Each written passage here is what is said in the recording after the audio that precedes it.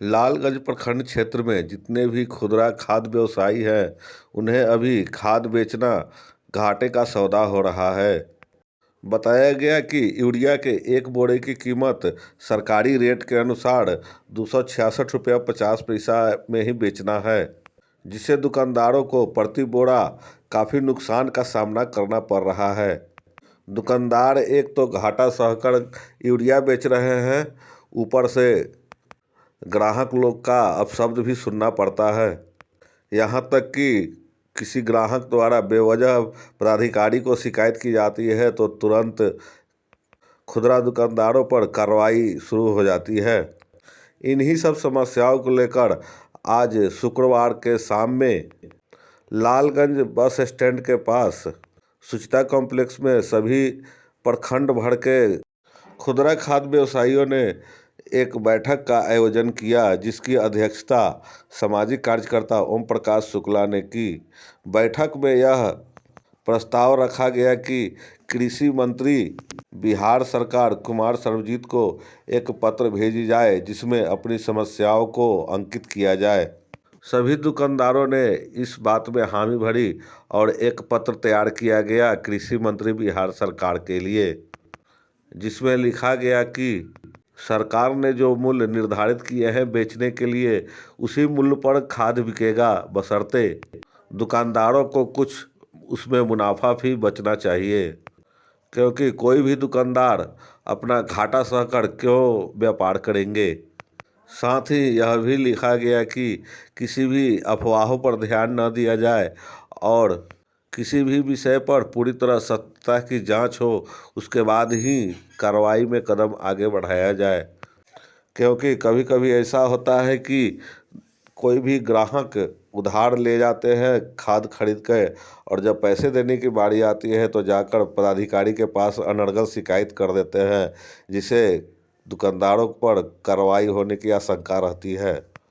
आगे देखिए खबर में क्या बताया जा रहा है दुकानदारों के द्वारा। क्या समस्या है जिसके लिए आज बैठक की जा रही है? हम लोग को कोई भी उचित मूल्य पर यूरिया या डीएपी नहीं मिल पाता है।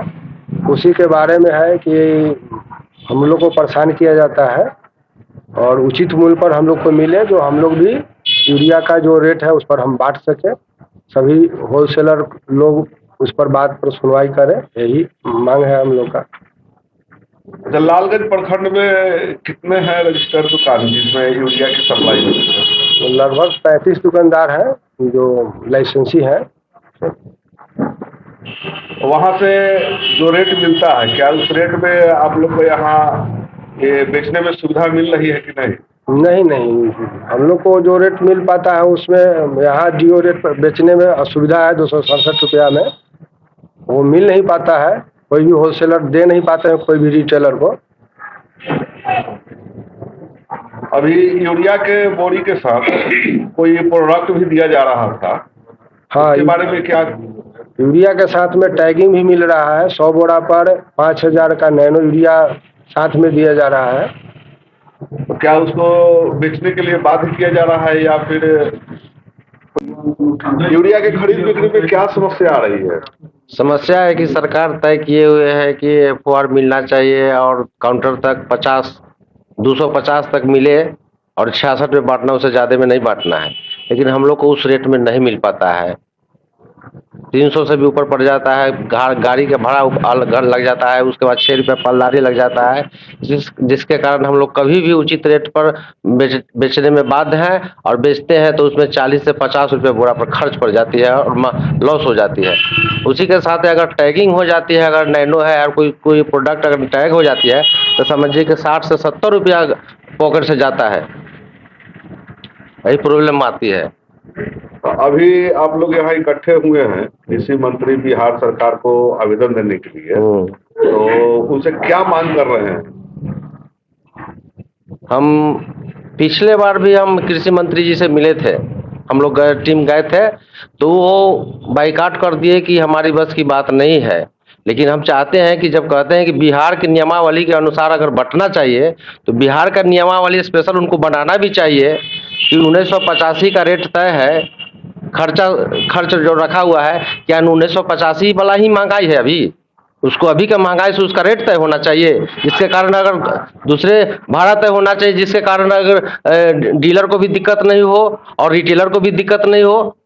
डीलर अपने घर से तो देगा नहीं, है ना, जिसके कारण इसका सिस्टम जो चला रहा है वो पुराना ही है, पुराना है। नया बताइए कि बदलाव नहीं किया गया। 35 साल पुराना सिस्टम पर चल रही है खाद्य व्यवसाय और किसान, और अभी और लोग सारा सिस्टम चल रही है अभी प्रेजेंस में 2022 का।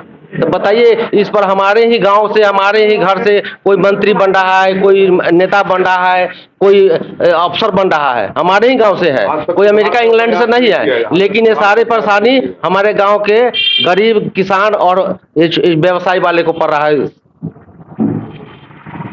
क्या नाम हुआ आपका? मेरा राम नारायण चौरसिया नाम हुआ।